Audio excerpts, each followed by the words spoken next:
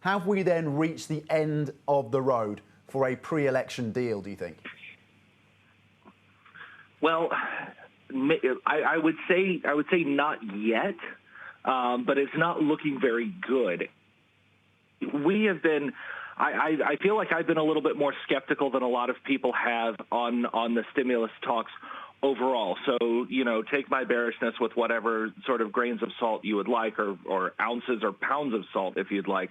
But the simple fact is this: there are still several key differences between the White House and Democrats. There is the matter of Senate Republicans' reluctance to do any sort of stimulus deal of the magnitude that Democrats and the White House are broadly talking at. So you have two big sort of difficulties right now.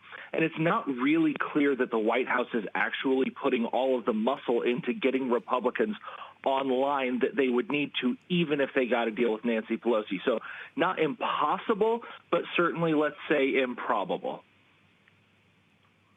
And Derek, in the US, the virus numbers, when it comes to COVID-19, it continues to surge. 2 straight days where you're hitting record numbers.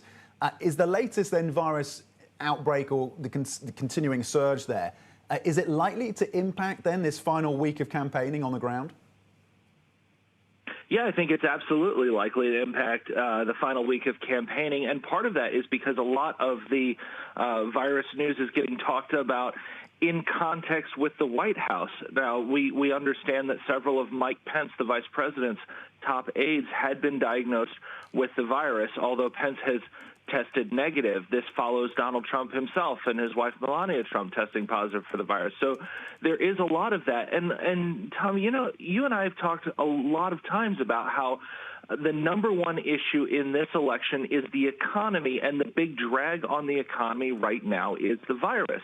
And so to the extent that American voters perceive that the virus is out of control, that shifts votes towards Joe Biden as someone who is seen in polls as better to manage the virus than Donald Trump is.